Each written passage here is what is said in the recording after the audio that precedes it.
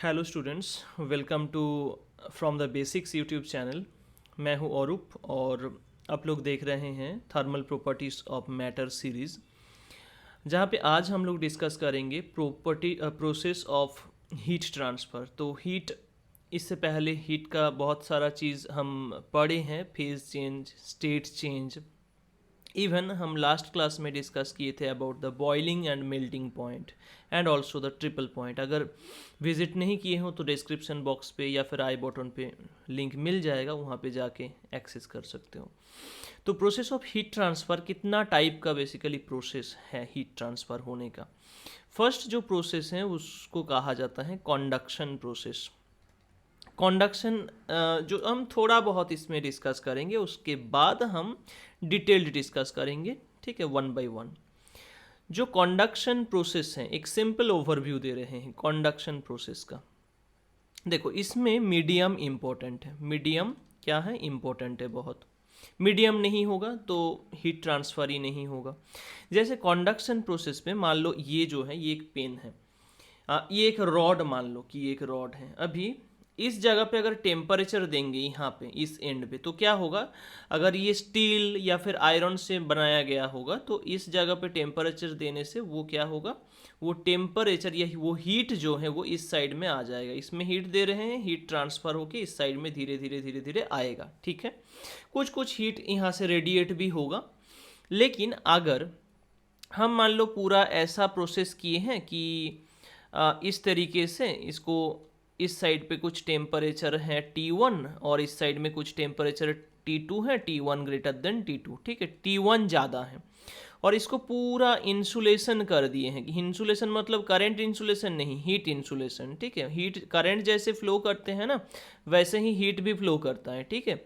तो यहाँ पे ये पूरा हीट इंसुलेट कर दिए हैं इसको, और सिर्फ टेम्परेचर T1 क्योंकि ज़्यादा है तो T1 से T2 की ओर हीट ट्रांसफ़र होगा। देखो यहाँ पे जो मटेरियल है, मतलब जो स्टील मटेरियल है या मतलब कोई भी मेटल हो सकता है, उसका डिस्प्लेसमेंट नहीं हो रहा है, उसके अंदर से हीट का ट्रांसफर हो रहा है। तो medium is essential for conduction process and heat will transfer through that particular medium, ठीक है। उस पर्टिकुलर मीडियम के थ्रू हीट ट्रांसफर होगा। कहाँ से कहाँ तक? Obviously from higher temperature to lower temperature, ठीक है। इस तरीके से उसका हीट ट्रांसफर होगा।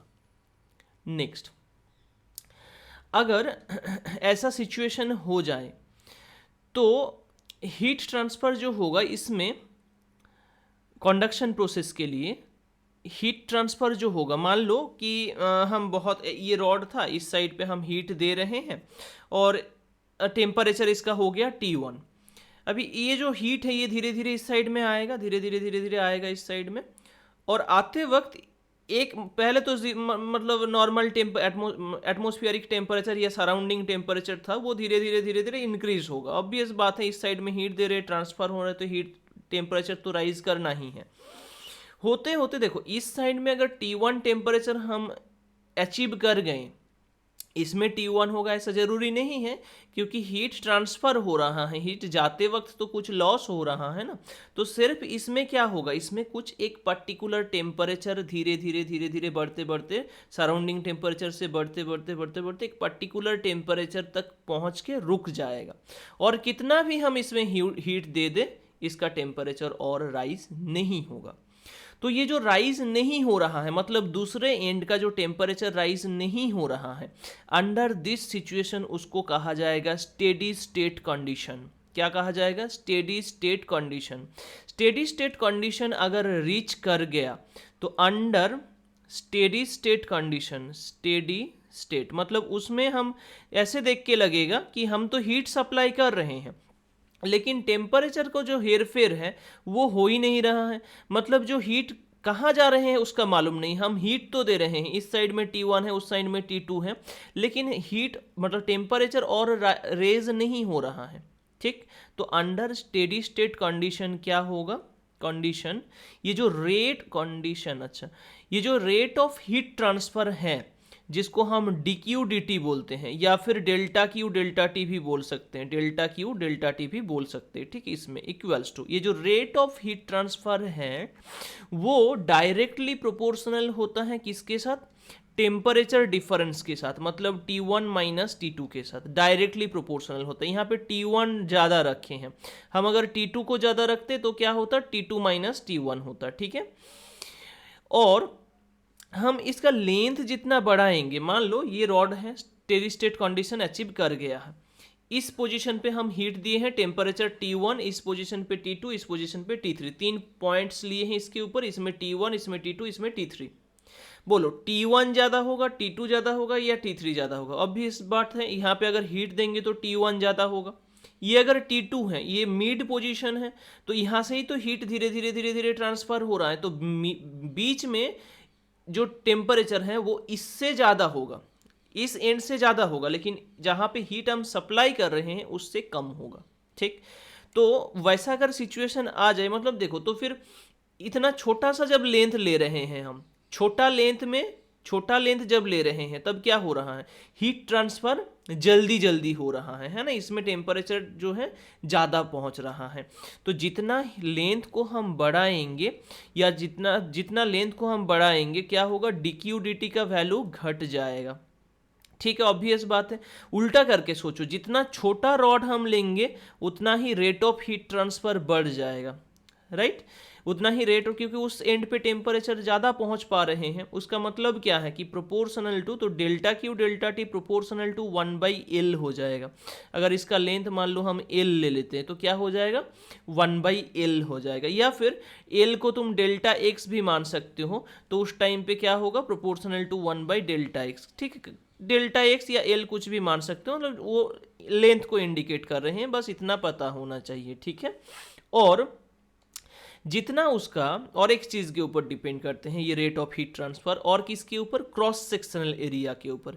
जितना मोटा सा क्रॉस सेक्शन लेंगे उतना हीट ट्रांसफर जल्दी जल्दी होगा, पतला सा नैरो वायर लेंगे तो इतना जल्दी नहीं होगा हीट ट्रांसफर।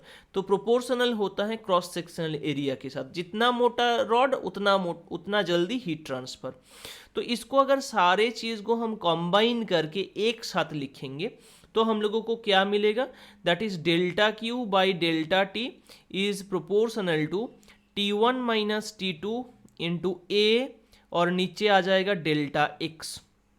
इस प्रोपोर्शनलिटी को अगर हटाएंगे तो सिंपली इसमें एक कांस्टेंट k आ जाएगा। इस प्रोपोर्शनलिटी को मान लेते हैं हटा रहे हैं, तो क्या आएगा, इसमें एक कांस्टेंट आएगा k, जिस कांस्टेंट को बोला जाता है थर्मल कॉन्डक्टिविटी। इस के कांस्टेंट का नाम क्या है, थर्मल कॉन्डक्टिविटी, ठीक है, कॉन्डक्टिविटी। तो इसको बोला जाता है थर्मल कॉन्डक्टिविटी। आई होप थर्मल कॉन्डक्टिविटी जो मैटर है वो समझ आ गया होगा, ठीक है। कभी कभी पूछते हैं इसका यूनिट्स एंड डायमेंशंस क्या क्या है, ठीक है। तो हम आ जाते हैं थर्मल कॉन्डक्टिविटी का यूनिट्स एंड डायमेंशंस के बारे में, ठीक है। हम इस पोर्शन को इरेज कर रहे हैं, हम लोगों को फॉर्मूला आ गया। तो थर्मल कॉन्डक्टिविटी के को अगर लेफ्ट साइड पे लाएंगे तो बाकी क्या रह जाएगा, देखो के को एक साइड पे रखे हैं, डेल्टा एक्स ऊपर मल्टीप्लाई होगा, तो delta q by delta T into delta x ऊपर मल्टीप्लाई हुआ, बाकी ए इंटू T1 माइनस T2 नीचे चला गया। इसमें हम अगर यूनिट्स पुट करेंगे SI यूनिट्स, तो डेल्टा क्यू मतलब हीट ट्रांसफर जिसको जूल बोल रहे हैं, टाइम मतलब सेकेंड हो जाएगा। डेल्टा एक्स क्या है, वन काइंड ऑफ लेंथ है, तो लेंथ के लिए मीटर यूज करेंगे, एरिया के लिए, क्रॉस सेक्शनल एरिया के लिए मीटर स्क्वायर, इसके लिए केल्विन यूज करेंगे। देखो ये दोनों के अलग हैं, ये के अलग हैं, ये के अलग हैं, याद रखना ये कांस्टेंट थर्मल कॉन्डक्टिविटी है, और ये के जो लिखे हैं हम यहाँ पे ये यूनिट है केल्विन, टेम्परेचर का, ये क्या है, टेम्परेचर है ना, टेम्परेचर डिफरेंस, तो उसका यूनिट क्या होगा, केल्विन हो जाएगा, ठीक है। तो एक मीटर सिंपली कैंसिल आउट हुआ, तो joule, second inverse, metre inverse, kelvin inverse, ठीक है। ये एसआई सिस्टम पे इसका यूनिट है, लेकिन इसको थोड़ा अगर अच्छे तरीके से देखोगे तो इसमें जूल पर सेकेंड दिख रहा है, एनर्जी बाय टाइम है, वो एनर्जी को टाइम से डिवाइड करेंगे तो पावर मिलेगा, और पावर को हम क्या किस यूनिट से डिनोट करते हैं, वाट, तो वाट, मीटर इनवर्स, केल्विन इनवर्स। ये भी कभी कभी MCQ में दे देते हैं कि what is the unit of thermal conductivity, तो इस ऑप्शन को अगर दे देंगे तब तो ढूंढ नहीं पाओगे कि वाट कहाँ से आ गया। तो याद रखना है ये डेल्टा क्यू डेल्टा की टी था, डेल्टा क्यू डेल्टा टी मतलब क्या है, रेट ऑफ हीट ट्रांसफर है वो, ठीक है। तो बाकी हम अच्छा इसका डायमेंशंस निकालना जो है वो भी निकाल सकते हो, बहुत सिंपल है। कैसे निकालोगे, हम इस पोर्शन को इरेज कर रहे हैं, इस पोर्शन को अभी डायमेंशंस निकालेंगे। देखो कैसे निकालोगे, सिंपल है। यहाँ पे heat one kind of energy है तो M L square T to the power -2, delta T time है तो T into delta X length है, ए एल स्क्वायर हो जाएगा, एरिया है, और ये टेम्परेचर को हम थीटा या फिर के से भी डिनोट कर सकते हैं। एक एल, अच्छा एल स्क्वायर को कैंसिल करो, एल रह जाए कोई मतलब नहीं, यहाँ पे एल स्क्वायर कैंसिल कर दिए। देखो एम कितना है, सिर्फ एक है, एल कितना है, सिर्फ एक है, टी कितना है, देखो ये टी ऊपर जाएगा तो 10 टू द पावर -2 और -1 -3 हो जाएगा, और थीटा इनवर्स। देखो ये एक थर्मल कॉन्डक्टिविटी का डायमेंशंस है। तो इस तरीके से हम units and dimensions of thermal conductivity पढ़े हैं, ठीक है।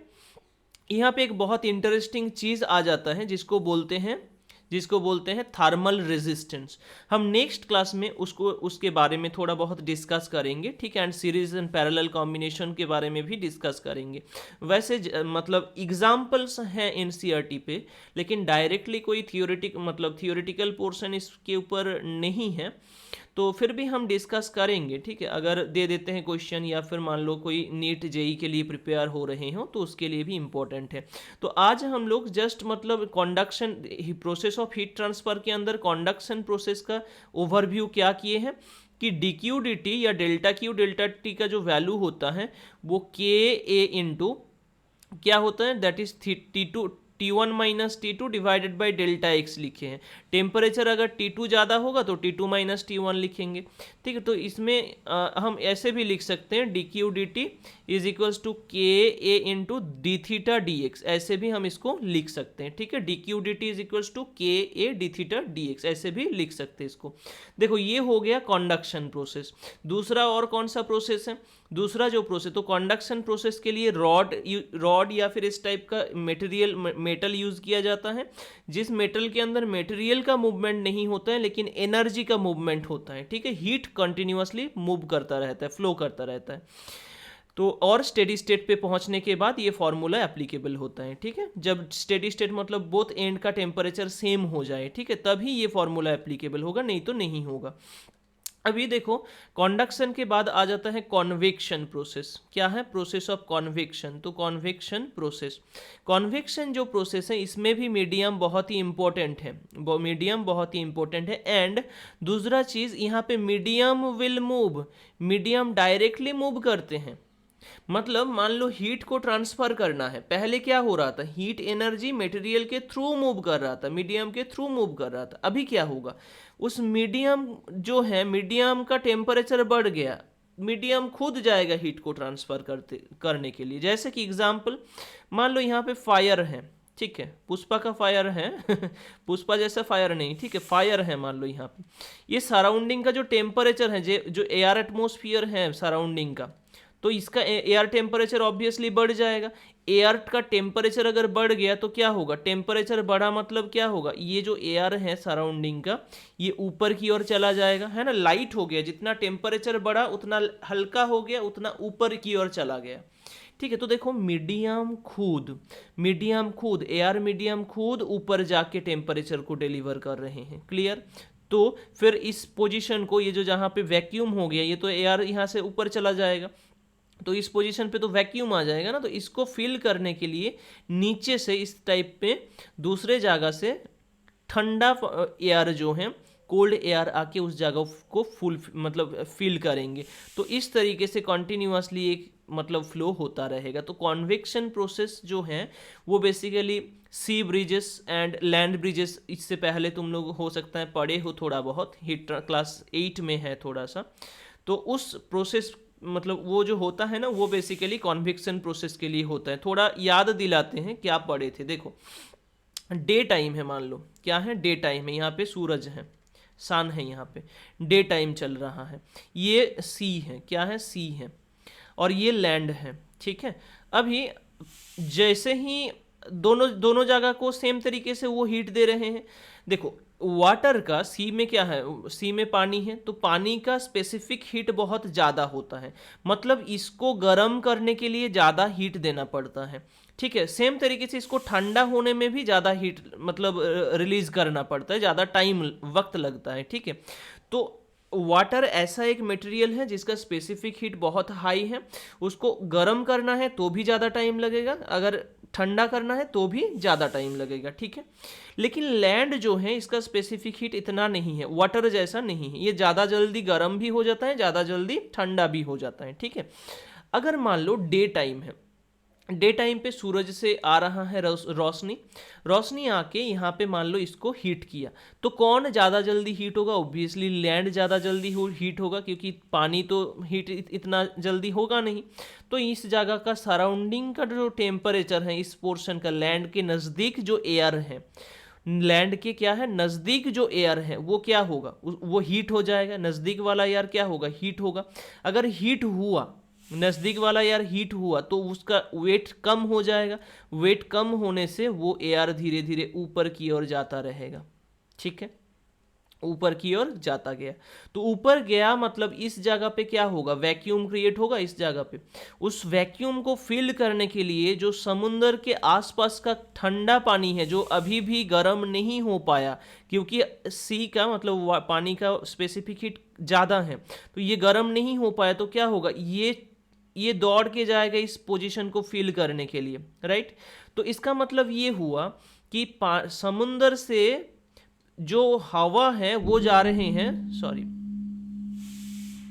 समुंदर से जो हवा है वो जा रहे हैं इस पोजीशन को फिल करने के लिए। तो जो हवा आ रहे हैं, जो एयर आ रहे हैं, वो कहाँ से आ रहे हैं? सी से आ रहे हैं। तो सी से अगर वैक्यूम को फिल, सी से हवा के अगर समुंदर को फील करे तो उसको कहा जाएगा सी ब्रिज। क्या कहा जाएगा? सी ब्रिज, सी ब्रिजेस, ओके। तो सी से आया, अभी क्या होगा? फिर से ये ठंडा होगा, ऊपर जाके थोड़ा ठंडा होगा, फिर ये नीचे आएगा, फिर इस जगह पे एक्यूमुलेट होगा, फिर से ये इस साइड पे वैक्यूम। तो ये प्रोसेस जो है, ये कंटिन्यूअस प्रोसेस जो ये चलता रहेगा। तो डे टाइम पे होता क्या है बेसिकली? तो डे टाइम पे सी ब्रिजेस होता है, मतलब डे टाइम पे लैंड का मिट्टी गर्म हो जाता है, तो उसके आसपास का हवा गर्म हो गया, ऊपर चला गया और वैक्यूम क्रिएट हुआ, सी से हवा जाके उसको फिल किया। तो जो हवा आ रहे हैं वो हम लोगों को लगेगा कि सी से आ रहा है ना, समुंदर से हवा आ रहे हैं।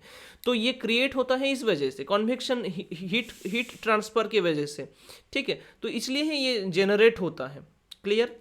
तो ये हुआ सी ब्रिज, डे टाइम पे होता है। सी ब्रिज किस टाइम पे होता है? डे टाइम पे। अभी देखो इवनिंग टाइम पे क्या होगा, या नाइट टाइम पे। इवनिंग टाइम पे सन तो है नहीं, सूरज है नहीं, अभी मान लो चंद्रमा आ गया, यहाँ पे चांद आ गया, ठीक। तो पानी गर्म था, क्योंकि पूरा दिन तक, वो दिन भर पूरा उसके ऊपर हीट पड़ा। धीरे धीरे धीरे धीरे जैसे ही आफ्टरनून टाइम हुआ या इवनिंग टाइम हुआ, वो पानी अच्छे तरीके से गर्म हो गया। अब क्या होगा? इसको ठंडा होने में ज़्यादा वक्त लगेगा, ठीक है, क्योंकि उसका स्पेसिफिक हीट हाई है। बट लैंड जहाँ पे है वो ज़्यादा जल्दी ठंडा हो जाएगा। तो इसके ऊपर का जो एयर मॉलिक्यूल्स हैं, ये एयर जो है ये हॉट एयर है। अभी इवनिंग टाइम पे हॉट है, क्योंकि पानी गर्म है, तो इसके ऊपर वाला जो एयर होगा वेपर हो सकता है या एयर हो सकता है, तो हॉट होगा। हॉट होता है अगर, तो क्या होगा? ये सिंपली ऊपर चला जाएगा, सिंपली ऊपर चला जाएगा। तो ये जो यहाँ पे अभी वैक्यूम क्रिएट हुआ ऊपर चले जाने से, उसको फील करने के लिए लैंड का जो कि ठंडा हो गया है, अभी इवनिंग टाइम है, जल्दी जल्दी ठंडा भी हो जाएगा रेडिएट करके। तो यहाँ से इस पानी को, मतलब इस वैक्यूम को फील करने के लिए यहाँ से आ गया जो लैंड का ठंडा एयर है, वो इसको फील करने के लिए आ गया। तो इस टाइप का फिर से ये ऊपर जाके ठंडा होगा, फिर नीचे आएगा, फिर ऐसे ये जो प्रोसेस है कंटिन्यूएशन चलता रहेगा। तो बेसिकली हम लोगों को बोलना क्या है कि ये सी ब्रिज हो रहा है या लैंड ब्रिज हो रहा है। तो पानी मतलब जो एयर है वो कहाँ से आ रहे हैं? ऑब्वियसली लैंड से आ रहे हैं। लैंड से कहाँ पे आ रहे हैं? सी पे। तो लैंड से आ रहे हैं तो लैंड ब्रिज, लैंड से आ रहे हैं तो क्या कहा जाएगा? Land bridges. Clear? I hope पूरा ये चीज़ क्लियर हो गया होगा, ठीक है। तो सी ब्रिज, लैंड ब्रिज एक बहुत मतलब इंटरेस्टिंग टॉपिक है। आई विल नॉट से कि क्लास 11 पे ये बहुत इंपॉर्टेंट टॉपिक है, क्योंकि इंपॉर्टेंस इतना नहीं है क्लास 11 पे। हाँ 8-9 स्टैंडर्ड पे ठीक है, कोई इशू नहीं, बट 11 के लिए इतना इंपॉर्टेंट ये नहीं है। और इसमें कोई मैथमेटिकल डेरिवेशन भी ऐसा नहीं है, ठीक है, जस्ट मीडियम मूव करता रहता है, ये हम बोलेंगे। और फिर तीसरा प्रोसेस आ जाता है रेडिएशन। क्या होता है? रेडिएशन। देखो इतना भी हम तीन प्रोसेस कहे हैं और ये तीन ही प्रोसेस हैं हीट ट्रांसफर का। जो रेडिएशन प्रोसेस है ये वन ऑफ द क्विकेस्ट बोल सकते हैं या रैपिड प्रोसेस है। तो ये जो प्रोसेस है क्या है? रैपिड प्रोसेस है। इसमें मीडियम नहीं चाहिए। क्या है? मीडियम की ज़रूरत नहीं है इसमें। कैसे? एग्जाम्पल, जैसे कि मान लो सूरज से ये आ रहे हैं, हीट आ रहे हैं, तो कैसे आ रहे हैं, है ना? बाहर धूप में अगर खड़ा रहोगे तो क्या होगा? 1 घंटे में मतलब पानी निकल आ जाएगा, ठीक है। तो वहाँ से कैसे आ रहे हैं? क्योंकि अर्थ पे मान रहे हैं कि अर्थ के अंदर, अर्थ के बाहर, आउटर सरफेस, बहुत एटमॉस्फेयर है, एयर है, मीडियम है, बहुत कुछ है, लेकिन उससे बाहर क्या है? वैक्यूम है। तो फिर सूरज से आ कैसे रहे हैं, है ना? तो बेसिकली इसलिए ही हम बोलते हैं कि रेडिएशन एक ऐसा प्रोसेस है। रेडिएशन कहाँ पे हो रहा है? सूरज में हो रहा है। वो जो रेडिएशन हो रहा है, हीट या लाइट दोनों के फॉर्म पे ही, यूवी के फॉर्म पे भी, तो वो सब हमारे अर्थ में आ रहा है कॉन्टिन्यूसली, है ना? और उसके लिए मीडियम की ज़रूरत नहीं है। और कितना फास्ट है देखो, 15 करोड़ किलोमीटर दूर सान है, सूरज है, और वहाँ से हमारे पास लाइट या हीट आने में सिर्फ 8 मिनट्स के आसपास टाइम लगता है। तो सिर्फ 8 मिनट्स में वो इतना दूर से डायरेक्टली रेडिएट होके निकल मतलब आ रहा है।